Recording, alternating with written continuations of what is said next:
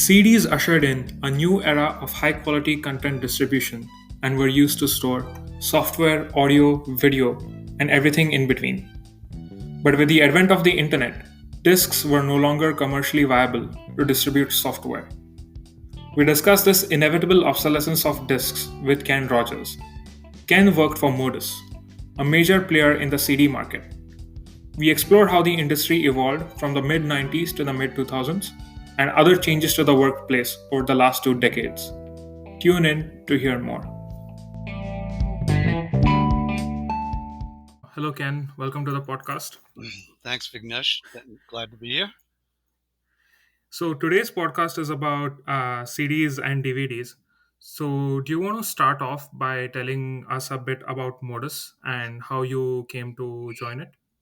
Yeah, sure. I joined Modus Media in 1996, right in the middle of the .com era, what we call the .com bubble. There were a number of startup organizations that were being funded by either angel investment, venture capital, or various different kinds of startup funding. A lot of these companies, for the most part, were entering the digital technology industries. And during that time, many of these companies, as a startup, had ideas, no revenue, no money of their own anyway, certainly. But we're working on the premise that they would be developing new types of technology that would be introduced, over the years to come. So it was a That very is very similar to the startup industry these days as well, right? Yeah, I'd say it has there's a lot of mirror imaging that I've seen over the years. Um, Obviously not so much in the past, 4 to 6 months, but prior to that, certainly there's a lot of stuff, startup companies in the tech industry, as it probably likely will. I mean, I think technology as an emerging, field in science will continue to grow in various different ways. But the story of Modus predominantly was around the change in what we call the form factor, and the form factor um, was a change from the typical, what we call the book print or page print environment, which is what Donnelly was very much involved in. Donnelly was the world's largest publisher, publisher of yellow pages, white pages, a number of different, many different types of books, encyclopedias, textbooks, and the like. They began to recognize the change in the form factor and created a division in Donnelly called Stream International. Stream's role predominantly was that of developing the form factor for floppy diskettes, predominantly in the mid 90s. I'm going to say 94, 95, maybe even a little bit earlier than that. And they were a player in the industry, and they did a lot of subcontracting. Subsequent to that, a decision was made by Donnelly to spin off Stream as its separate organization, privately held, equity funded, as a what we call a leverage buyout. And the LBO took place right around 1996 when I joined the company. Stream International became Modus Media. And from that point on, Modus Media was born. Modus Media's role in the industry was predominantly one of the manufacturing of these various different types of floppy diskettes. And over the years, the floppy diskette industry morphed into what we call the 3.5-inch floppy, which was a harder disk. So you can look it up on Google and get a picture of what it looked like, but it was a 3.5-inch floppy that would fit into an insert on either a computer or at that time they were only desktops that were being produced. It And kind of looks like the save icon on some apps that we have these days. it is the save or save as icon, and that's how iconic that particular product was. Well, Modus was in the business of manufacturing these for several years, until the form factor changed once again. Now, before I explain the form factor change and what had to take place in the business to accommodate that, you can imagine, a worldwide organization with revenues of about close to $5 billion pumping out, hundreds and hundreds of thousands, millions of these 3.5-inch floppies. What kind of infrastructure and equipment was required in order to manufacture this? We had assembly lines running for all three shifts, and the production lines were significant. And of course, to the extent to which those production lines required, logistics and manufacturing, we developed what was at that time what I had first heard of as the supply chain. Prior to that, I'd never even heard the terminology before, and most people hadn't prior to 1996. So it was really with the contract manufacturing that we developed the sense of the supply chain and proliferated that throughout the organization and across the globe with respect to our distribution of our particular products. Included in that supply chain was the front to back end management of the product that our clients had contracted us to manufacture. Our clients were big clients: Microsoft, McAfee, HP, Compaq, which was later um, bought by HP, and Dell, and a number of other companies that needed their software to be produced on diskettes. Now, shortly after 1998, it was 1997, 1998 period, the form factor changed again from a 3.5-inch disk floppy to what we now know as the proverbial CD or DVD, if you will. And the DVDs were based upon what we called the gold copy.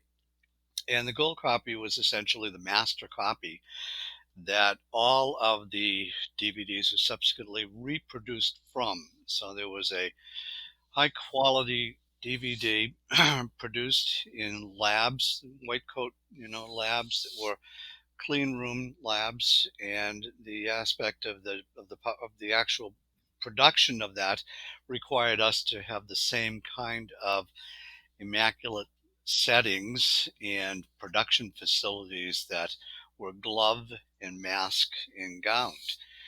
So there were we had about at the time of 1998 or 1999, we had about 12 or 13, as I recall, large manufacturing facilities in the Americas, in Europe, and in Southeast Asia.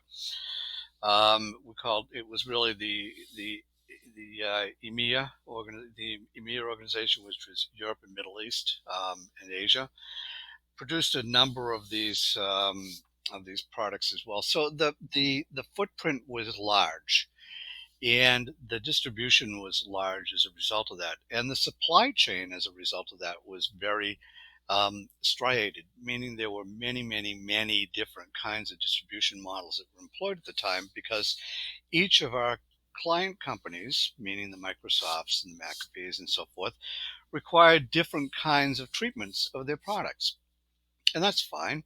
We developed our own internal systems to accommodate all of the various different kinds of requirements that were homegrown systems, our own homegrown software application, including a financial application. I was the director at the time of the Financial Management Services Organization, called the FMS organization, and my organization did all of the billing, all of the receivables work, all of the collection work, all of the cash work, all of the reconciliation of the general ledger work for all of our client customers. At one time, we were producing, well, for Microsoft alone, we were billing Microsoft's customers for about $500 million a year.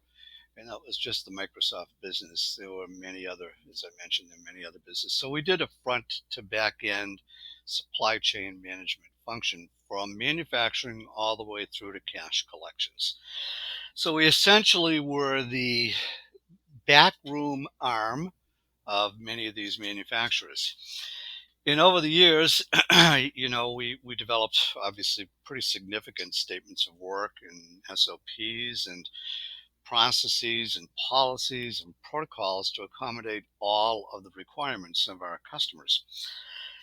In so doing, we invested heavily in the manufacture of these various different goods, to the point where we were actually even manufacturing the boxes in the cartons that contained all the products. So if you were to go to Staples, for example, and Staples was in business back in those days, you'd go to a Staples superstore or whatever, and you'd go to the shelf and you'd pick up a Microsoft worldwide fulfillment upgrade, which would include Excel, Outlook, Word. I think PowerPoint was around in those days, I believe. Pretty old version of PowerPoint, as I recall. Um, and everything from the box that you had taken off the shelf to the CD inside the package was manufactured by Modus. Now, that's not to say that Modus was the only outsourced contract manufacturer that Microsoft and others had. There were several others that were in the field. I won't mention their names, but there were several other competitors. But Modus had at one point about 25 to 30% of the entire market share. Um, a So couple that other is 25 to 30% of all compact discs or DVDs out there in the market. correct. Yeah, Wow. Modus was manufacturing that many. So you can imagine it wasn't hundreds of thousands now, it was hundreds of millions of CDs and DVDs that were out in the marketplace, from our production facilities. So it had a widespread usage. Now, nobody knew the name of Modus. Nobody knew who we were, except for our client companies, and obviously that was the intent. We were only doing the contract manufacturing. We weren't doing any of the programming or any of the software or anything like that. All we were doing is replicating disks and creating the packaging materials for these clients. Well, to kind of continue along in the understanding of the form factor change, which is really the essence of the history of the business, the form I factor. I want to dive into the form factor change a little bit more. Mhm. You said that O'Donnell had this print form factor, and then they changed to electronic form factors through floppy disks and eventually compact disks. Did was there like sort of a prediction that all of print media is going to move to digital media, and to what extent do you think the notion at that time came true? Because the discs that the business evolved into are no longer popular, but print media still has a significant market.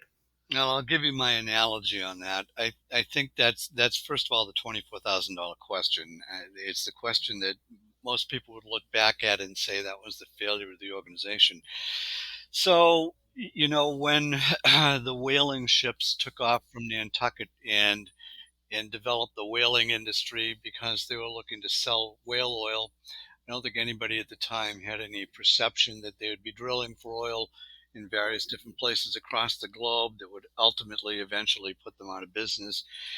Nor did the buggy whip manufacturers, who always believed that there would be horses in need for buggy whips, believed that the automobile would eventually put them out of business. Um, in akin to the notion of the whale oil business, the investment in that infrastructure was enormous. So you can imagine if you see, two, three, 400, 500 whaling ships out on the ocean, hunting whales for oil purposes and for heating and lighting purposes, you can imagine their foresight was somewhat limited with respect to whether or not their services and their goods would ever not be required. They believed that they'd be required forever. I think, I don't think necessarily the foresight was there that with a thought that they would have at some point, serious considerations as to whether or not they were a viable industry. Well, I think the same was probably true of Modus.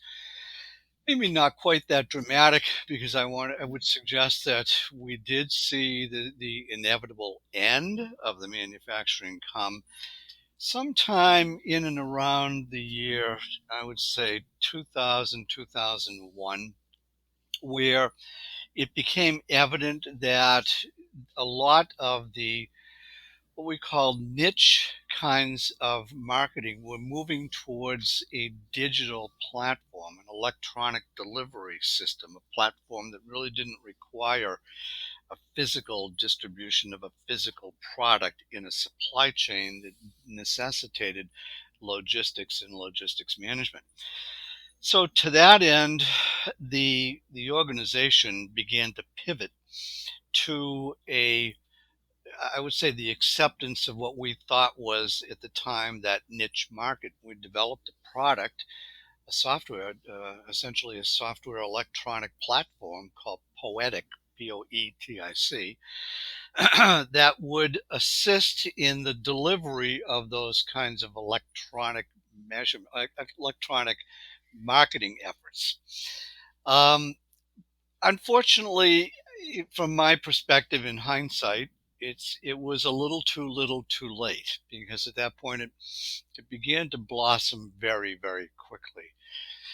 And given the nature of our infrastructure and the enormous cost associated with these huge replication machines, never mind the internal cost associated with the manufacturing plant itself, the fixed and variable costs associated with that, it became evident over time that this would be a challenge to accommodate. So a number of efforts were made in terms of marketing and sales to try to redeploy and to augment our existing contracts. I mean, in essence, we really only had, about 15 to 20 customers. When I say customers, there were more clients. Obviously, the volume alone was, enormous, and to the extent to which we processed, 20, 25, in some cases 30% of the manufacturing volume across the globe. It was pretty significant, as each and every one of these clients over time began to stop renewing their contracts with us.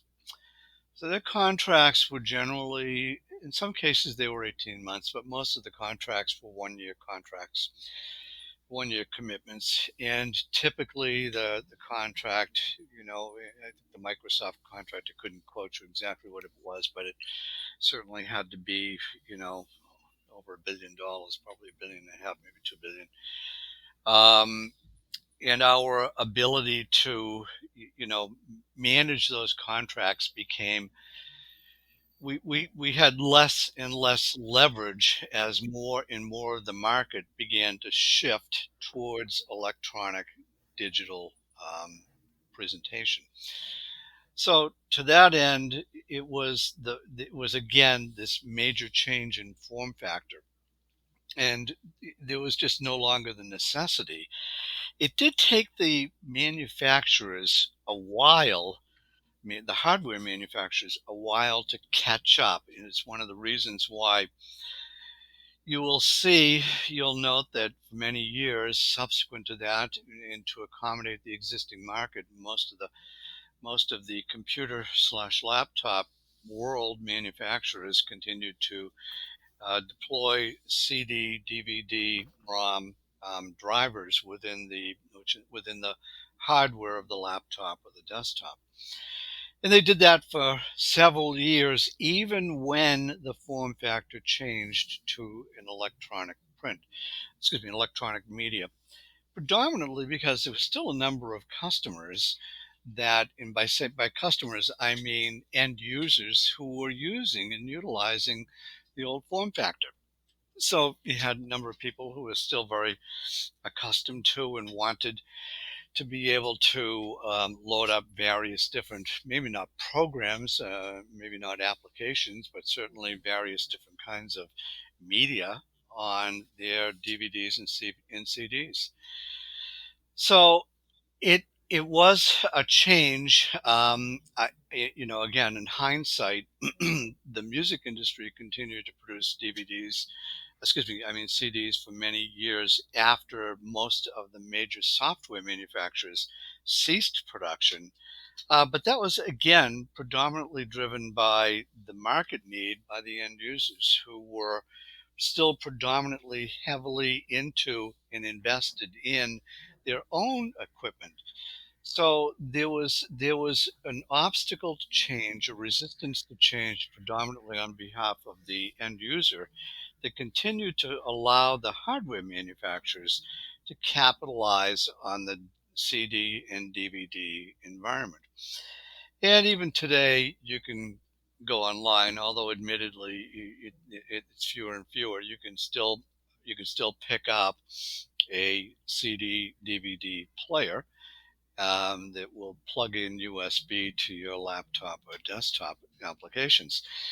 Um, but as you know, there's no such thing anymore as having a laptop with a built-in DVD-ROM. It just doesn't exist. So it kind of shows you what we call the leading and lagging indicators in this market.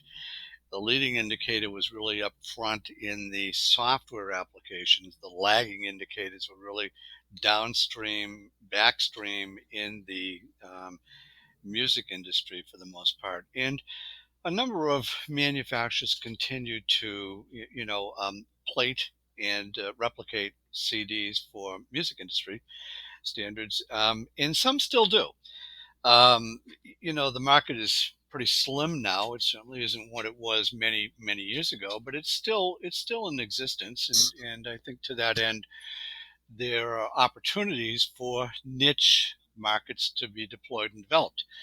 But throughout, getting back to the chronology here, during 2001, 2002, 2003, we began to see our contracts fail to renew one by one by one. And each time that happened, of course, along with that came a significant reduction in revenue. And at that point, it was, it was no more, it was very difficult to bail the boat out because water was coming in faster than it was going out. So it became pretty evident that Modus Media would be slimmed down significantly in terms of its content publication. Certainly a far cry from what it was when it started off in the mid 1990s, manufacturing at a pretty significant volume and rate.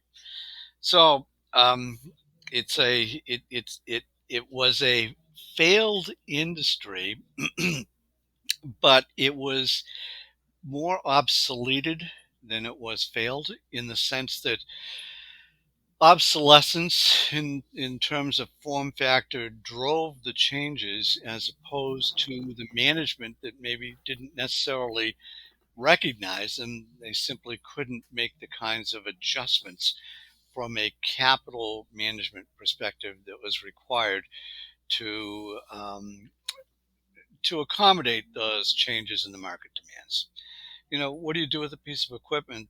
That one piece of equipment alone is $2.5–3 million, and that's only one of the pieces of equipment on your production floor. And if you've got, 50, 60, or 70 of those across the globe, you've got pretty significant investment in your infrastructure, and your capital is dictated by whether or not you're in production 24 hours a day. So cutting production down to 16 hours or even 8 hours was a dramatic impact to not only our business, but the local economies in the areas in which our plants were located. So a lot of the local economies, did what they thought they could. Various different mayors and municipalities tried to get involved in terms of saving the business, but in essence, there was very little that could be done, because the movement was towards digital media, period, end of sentence, because it was far cheaper to deploy something via the internet, where a web-based technology could access the same content without the huge infrastructure cost associated with manufacturing the physical product. So it was natural for these large clients to want to migrate and morph their business into an electronic platform. Could you briefly say what, in terms of like revenue or valuation, what that meant for Modus as compared to what it was at its highest point?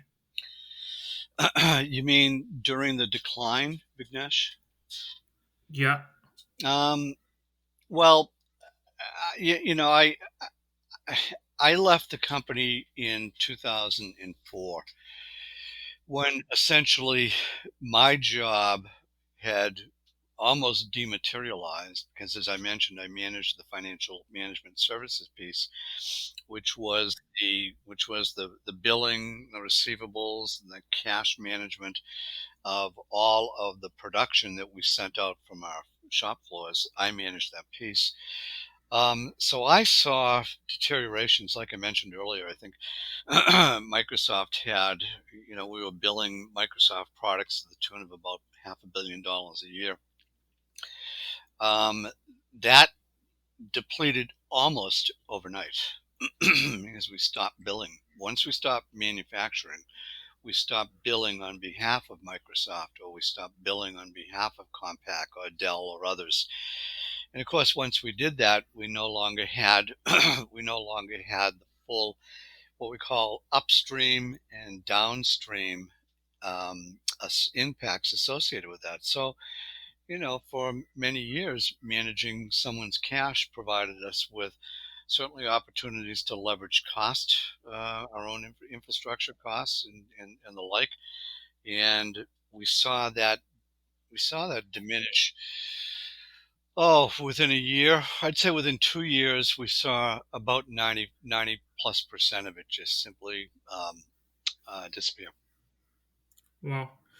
And you described to me earlier that this obsolescence was sort of inevitable, right? When Modus started out, there was no viable way for internet to replace this, and for the longest time, disks seemed like the only way to distribute software. Um, yeah, I don't think it was necessarily something that we saw coming early on. It was something that we probably saw later on in the environment, and predominantly driven by the surprise of the rapid rise in the usage of the internet. It really was a wildfire kind of an application. I don't think anybody who was in the manufacturing world at the time recognized that the internet would be as immense and as diverse as it became. Um, I think at one point, I certainly recall in the early 90s when email came out, and everybody was amazed that email could actually be moved from one organization to another. And I think that mindset was probably fairly strong for the early part of the 90s, where certainly there were entrepreneurs that always thought differently and thought much bigger, much broader kinds of applications. But in the manufacturing world, I think most manufacturers thought they were somewhat immune. I don't think they thought they were completely immune, but I think they thought they were somewhat immune to a lot of the major changes. I think the biggest issue was the rapid rise of the internet that drove the manufacturing environment of CDs and DVDs to its knees.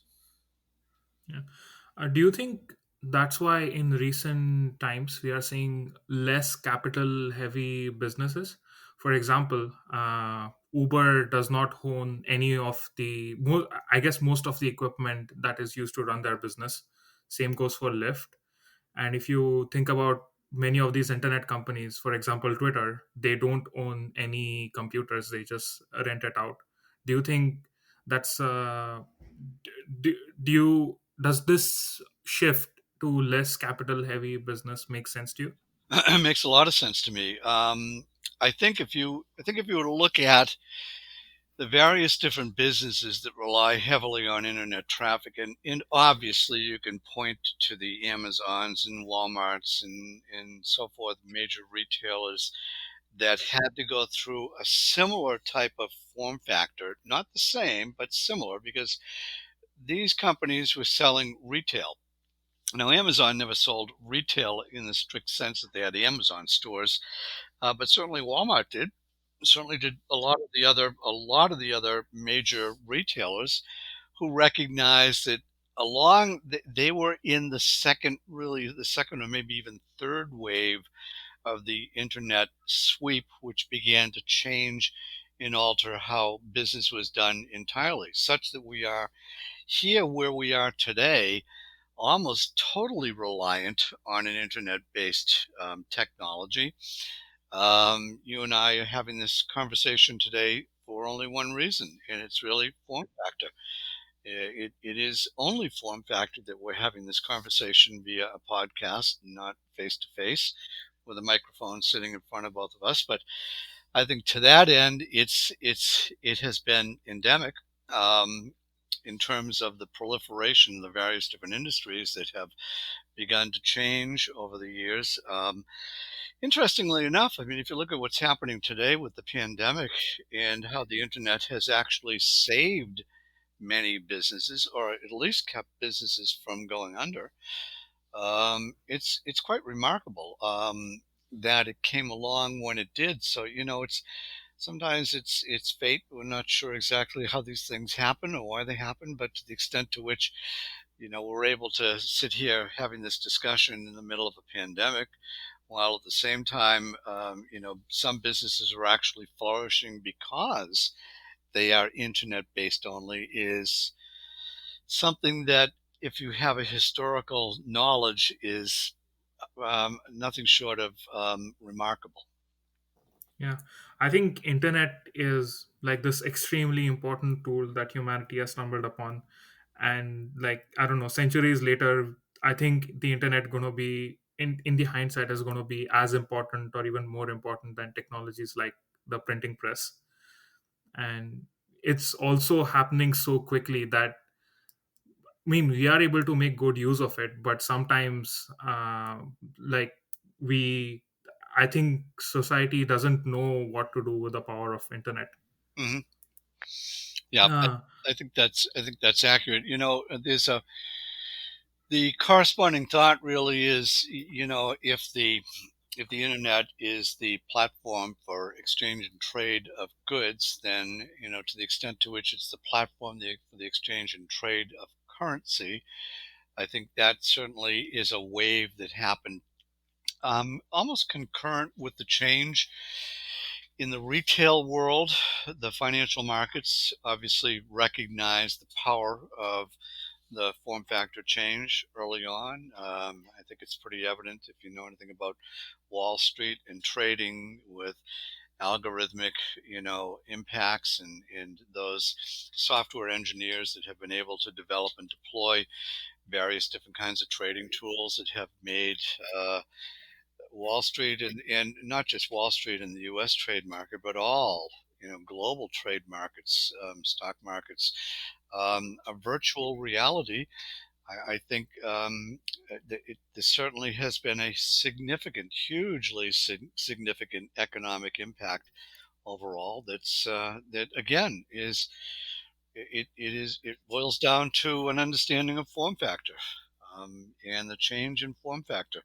You're not standing, if you're a Wall Street trader, you're not standing at the desk anymore with a pile of papers in your hand for trade bids. You're doing that electronically and online. So when the pandemic came around, I don't want to say it didn't have an impact. It did have an impact on Wall Street, but it had a different kind of an impact, and a much less significant impact that it would have had otherwise had the internet not been in existence.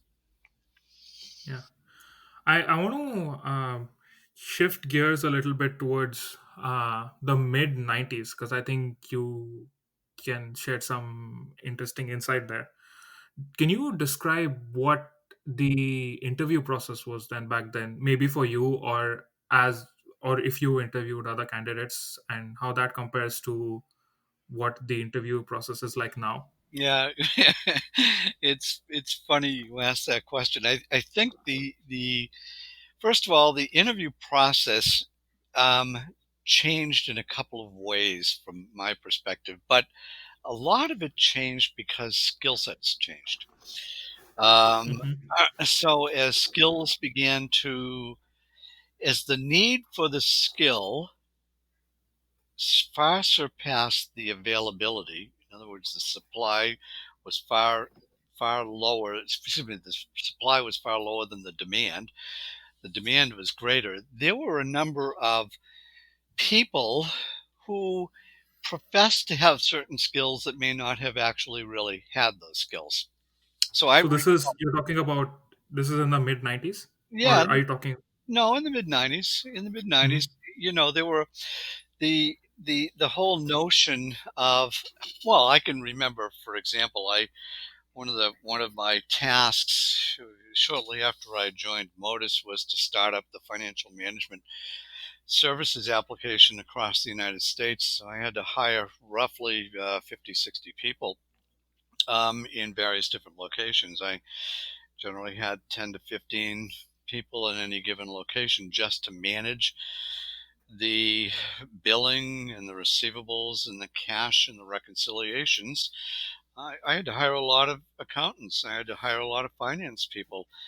And I can recall talking to and interviewing many of these folks during the course of the interview and asking them to tell me what they knew about what a supply chain was. Because in order to explain that we were billing on behalf of someone else was utterly and completely foreign to most people. The fact that we were managing someone else's cash was utterly and completely foreign to most of these new employees. So I would find that in order to actually hire the right people and the right jobs, I had to be not only a good judge of character, but I had to know very specifically what they knew about various different kinds of applications. So the interview in the hiring process was a challenge in those early days because many people didn't necessarily have the background and the understanding and the knowledge associated with the industry to really accommodate the needs. And the needs were significant. It's hard to throw someone into. Well, I'll give you an example. We did a lot of credit card processing back in those days. And because we processed credit card payments for end users on behalf of our clients. So if, for example, a small company that needed a worldwide fulfillment order and that order came to, oh, let's say 180 US dollars, um, maybe the IT manager paid for it via credit card, pulled out his credit card and gave us credit card information, and we processed that credit card information to the infrastructure necessary to even do those kinds of transactions was new. There weren't a lot of credit card. I mean, PayPal wasn't around in those days. Um, we had to develop relationships with payment processors that would give us an advantage. And at the time, and this brings up a whole other discussion. I'm sure we don't have time to delve into too much of it, but I'll just give you the brief overview. At the time in the United States, now I can't speak for the rest of the globe. I can tell you that it was similar in our European division, but in the United States there were only three major credit card processing companies. One of them just happened to be next door in New Hampshire, in Salem, New Hampshire, and they processed. Oh, I want to say at the time they processed close to $1.5 trillion US dollars annually in credit card payments. Now that number is, So that's at that time. So in today's currency, that would be even more, right? oh yeah, significantly more. And obviously there's a whole lot more credit card payment processes today because pretty much everybody got into the act, including PayPal and a number of other companies. Amex came along shortly thereafter. But these three payment processors had an oligopoly essentially on the market as the only payment processors that could actually translate the data associated with the transaction, transmit that information to a bank, and act as the funding agent between the bank and the merchant. So during that time, we had a lot of leverage because we were processing a lot of credit card transactions. We were able to get far better rates for our clients than they could get otherwise themselves, um, to which that only gave us greater leverage in terms of our contracting ability. So a lot of what my particular job was to assist in those negotiations. I actually took a tour of a couple of these plants. There was one in, as I recall, in North Carolina. There was one in South Carolina, and then one in New Hampshire. I toured the New Hampshire facility a couple times because it was simply local to me. Um, but I will tell you, it was, I can remember the first time I stepped into the payment processing organization, and I was amazed. See, it was like stepping into a Wall Street trading desk, with numbers streaming across the boards in terms of payment processing transactions and so forth, and constantly monitored by literally, 100 different people sitting at various different computer terminals, making sure that all the processing went through as expected. Um, but that was early on, and obviously as the payment transaction processing world changed and that morphed more towards banks and other kinds of payment processes, and again, I go back to PayPal. I think PayPal certainly was one of the revolutionary payment processors that offered more friendly user, end user kinds of transactions, and that's one of the reasons why they were so successful. They were able to reach out to the end user and not just the merchant. Um, but again, there's a lot behind that. But I think again, it speaks to the form factor and the changes over the years and how the internet changed the business world, not just from a very superficial, but from a very gutsy, very down and dirty kind of an environment, and how overall the various different supply chains responded or failed to respond to those changes. Another question that I wanted to get your perspective on, because I think my listeners will find it interesting, is what do you think of Silicon Valley back then? Because I think you had offices here in the mid '90s. What do you think of it then, and what do you think of it now? And particularly, you also mentioned Route 182 along the East Coast. I don't think many of us are familiar with that. Yeah, well, there was a significant competition between Silicon Valley and Route 128. Route 128, housed at the time, a lot of the major computer manufacturers like Digital Equipment, Wang, Apollo Labs, Raytheon, Polaroid, just to name a few. There were many, various different, high-tech businesses that competed heavily for predominantly the talent pool. And the talent pool in New England was significant, due to a lot of the technological schools. I mean, MIT alone, provided a lot of horsepower to a number of these startups, and a lot of the startups actually came from that kind of an engineering background. And they competed with, the Caltechs and the Stanfords and UC Berkeley's and so forth in the Palo Alto, Silicon Valley area, and there was really a war that was going on from a economic perspective between these two regions in the country. As it turned out, I guess people like the sunny Southern California weather better than they like the cold New England frosty mornings. They couldn't get the car out of the driveway. Um, and to that end, I think, ultimately, the business migrated to the West Coast. Um, there were a lot of factors that really are beyond what I can really speak to here that led to that. But what I can tell you is that if you were on the East Coast, you were never very fond of what was going on the West Coast, and vice versa. Interestingly enough, my organization, had production facilities all over the world, so I had I was a little bit ambivalent as to where the competition lie, because we did have offices in Santa Clara. We had a large production facility in Fremont, California, which is, as you know, just down the street from Palo Alto. I had a large, very large facility in Linden, Utah.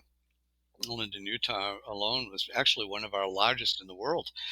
We had a very large facility in Research Triangle Park in North Carolina, Raleigh-Durham area. I had a large facility in Dallas Fort Worth. Excuse me, I don't mean Dallas, Austin, Texas, nearby the Dell plant. So, a lot of that had to do with, again, not hard to imagine. You set up your manufacturing operations, A, where the talent pool is, B, where the logistic markets can support that, and C, where your customer base is. So to that end, it's kind of a natural, migration of production associated with where the customer is and how you would best service those customers. Um, we didn't have manufacturing in Minnesota, or we didn't have manufacturing in the Dakotas. Like that. Why? Because our customers weren't there, and the logistics didn't support it. So again, it's not at all a stretch to recognize that each physical logistical area competed one with the other, but I'd say the competition in the 90s was pretty stiff between Route 128 in Massachusetts, when they called it the Technology Highway, as all of these businesses were located literally right along the highway itself, in Silicon Valley. So, uh, you know, it was a minor war, between Mm. economies and technology, and who could run and race to win. Intel did a lot, I think, to bring technology to Silicon Valley. It was a predominant player, in the 90s and obviously throughout the 2000s, to drive a lot of the innovation that took place, and a lot of engineering talent came out of that organization, spawning other kinds of organizations. And I think that's just sort of the way it goes. You're going to find that business morphs into other businesses simply because the talent gets itchy and wants to expand and do some things that are different, and maybe even compete with their parent companies. And what did you think of Santa Clara the first time you saw it? So, well, I remember getting the first time I actually had to go there to hire um, a staff. And again, like I said, when I started with Modus, I had to I had to literally build the organization from the ground up. There were no people, there were no infrastructure, there was no policy, there were no systems. We didn't have anything. We were really trying to figure it all out as we went. When I got to Santa Clara, I remember getting into our office building, which at the time was nothing more than a sales and marketing office. We didn't have any.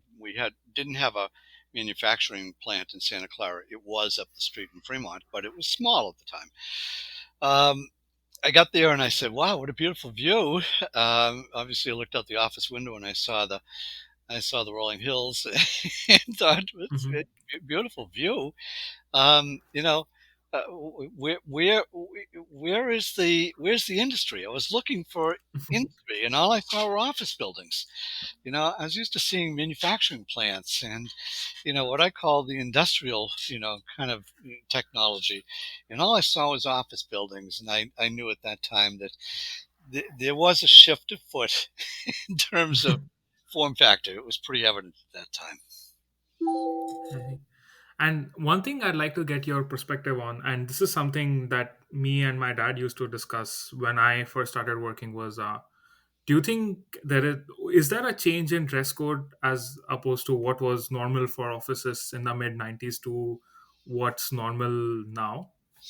In terms of the actual physical office itself. No, in terms of people dressing up for offices. Oh, I'm sorry.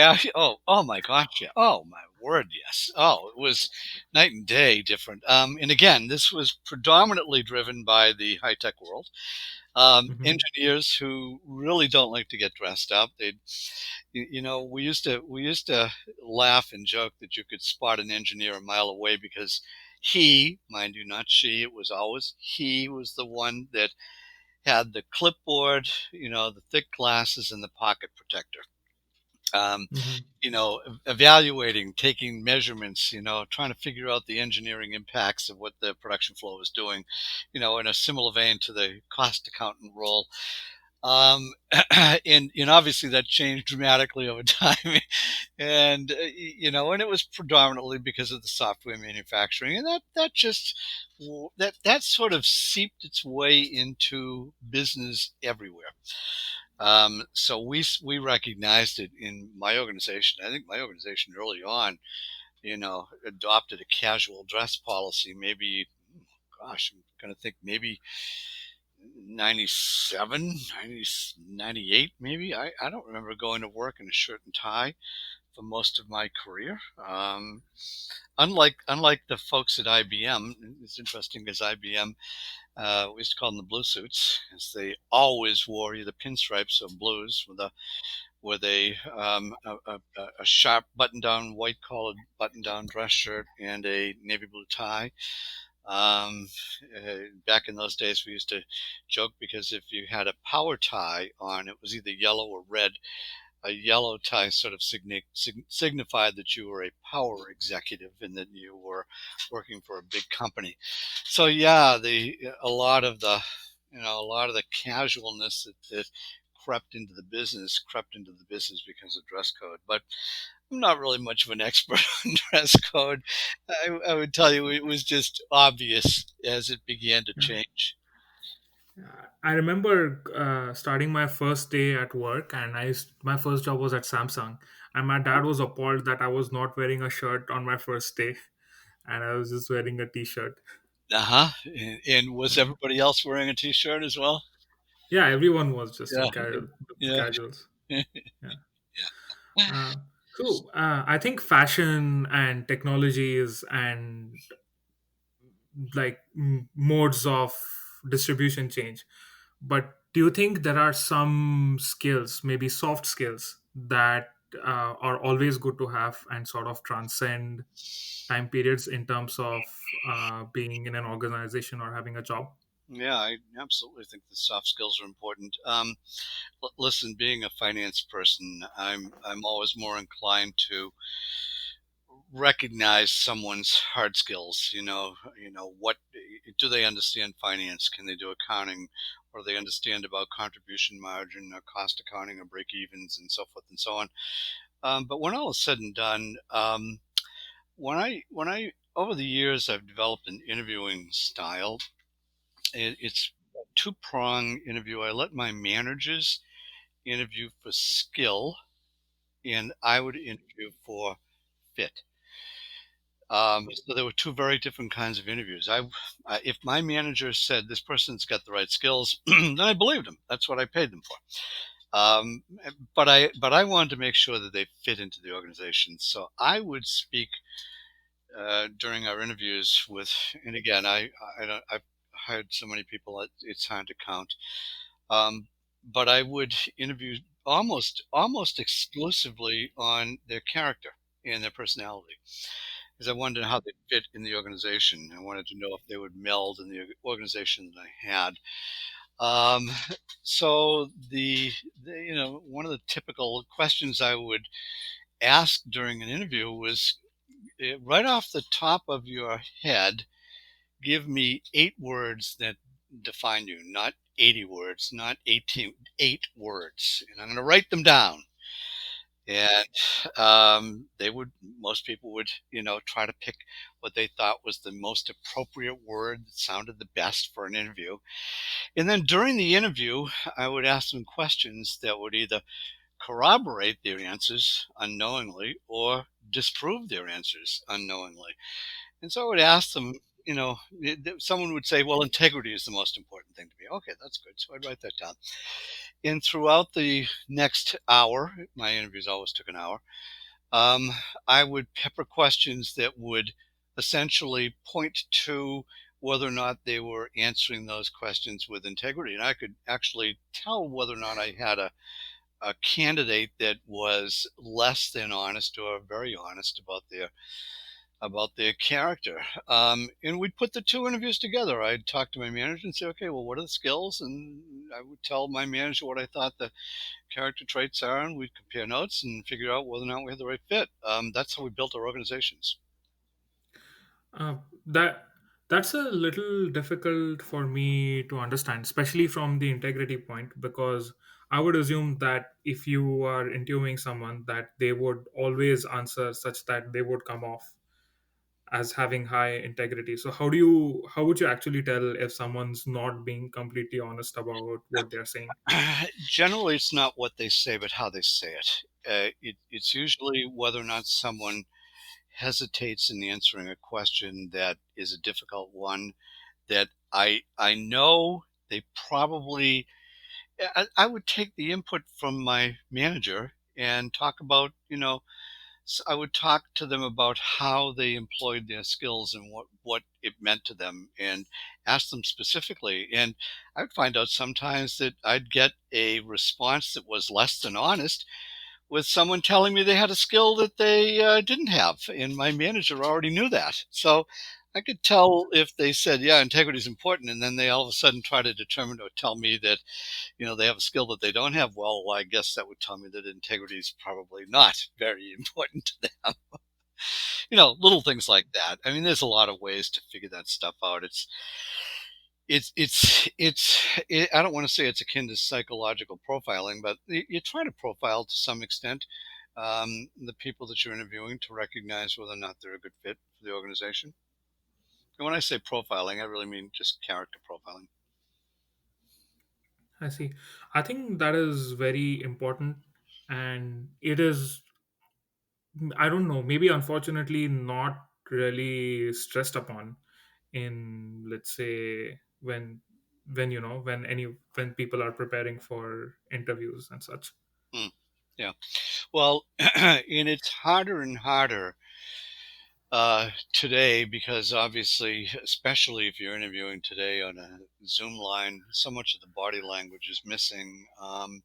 You're unable to necessarily read a candidate's, behaviors. You're not sure whether or not they're tapping their foot or, scratching their elbow or doing whatever because they're nervous. You can't necessarily see that. So hopefully that will change and we'll go back to some of our old style interviewing, which I think is important. Okay.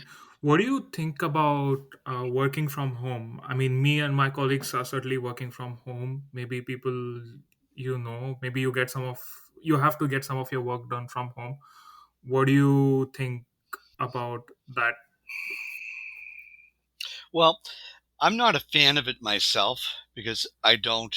I have a harder time working from home myself than I do at work.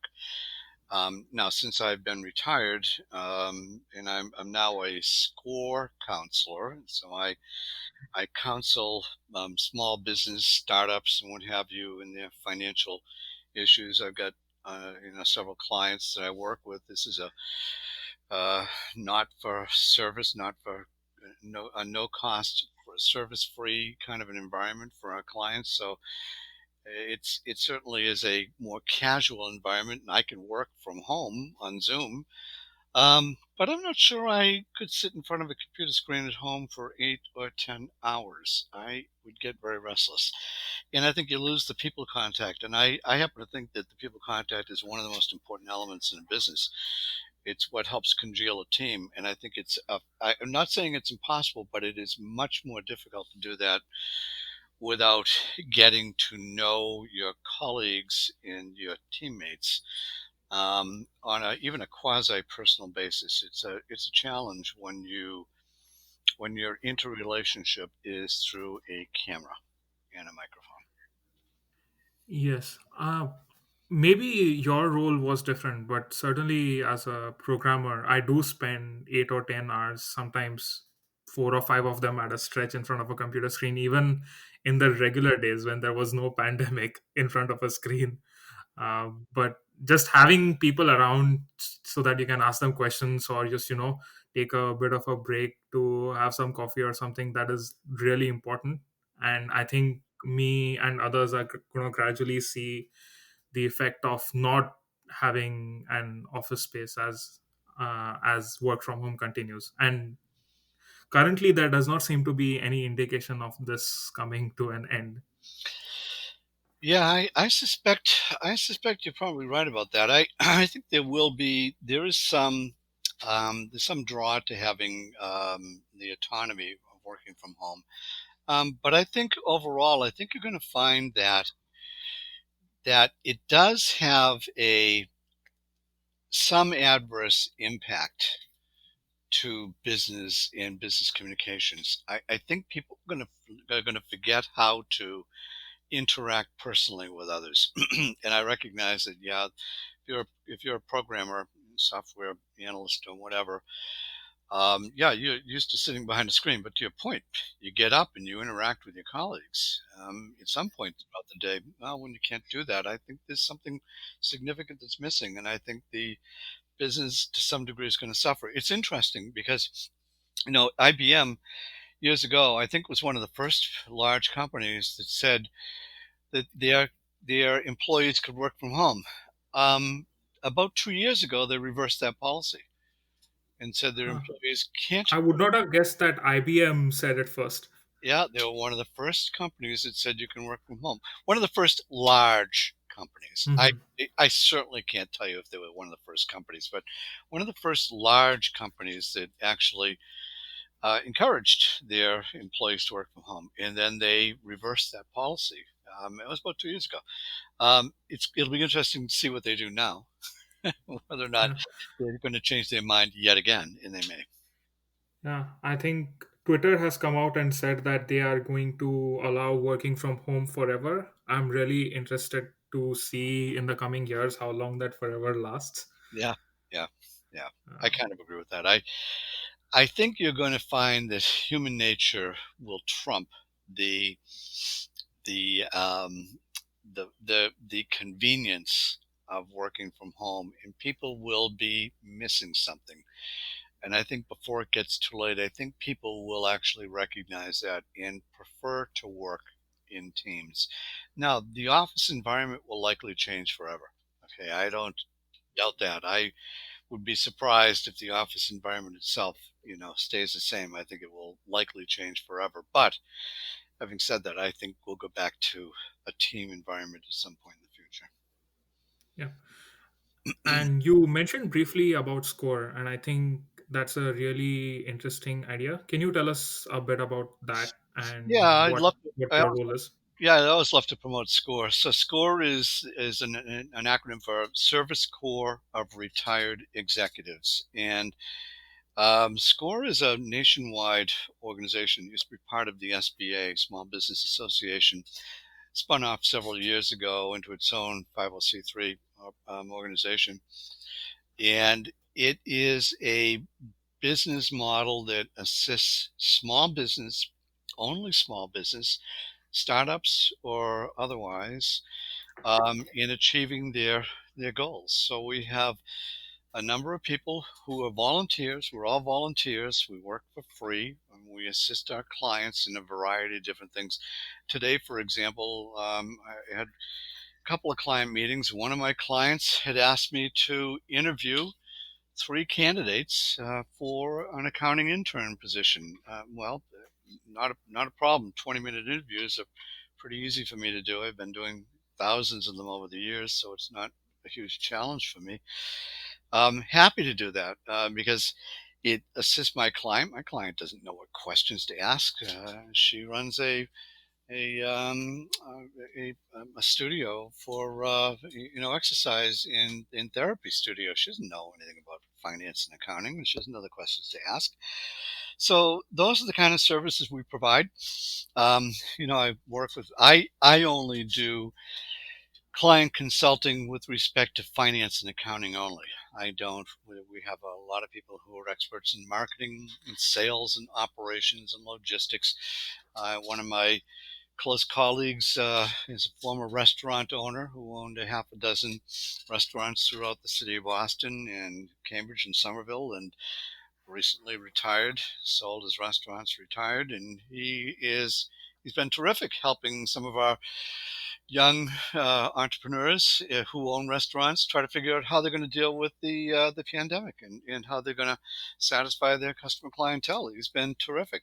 I don't know those answers. I mean, he comes up with these great ideas and how you want to flow your customers through your store, what you want to do.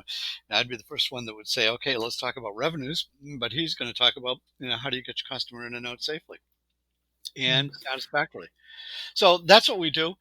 The branch, the organization I belong to, is called SEMA, SEMA, which is Southeast Mass branch of the SCORE organization. We have about 1,500 clients, about 50 or so counselors, and we're all pretty busy. And you said that Score itself is a non-profit, but that does not mean that your clients have to be non-profit, right? They could be small, new, for-profit businesses. Yeah, actually, seldom are they nonprofit. They're mostly for-profit organizations, small businesses that are, trying to make a go. I see. That's a wonderful initiative, and I wish you all the best for working for Score and working from home in the near future. I think that's a good note to end the podcast on. Well, thank you. I'm glad we could have this chance to chat. I thoroughly enjoyed it, and hopefully it reaches an audience that actually gets something out of it.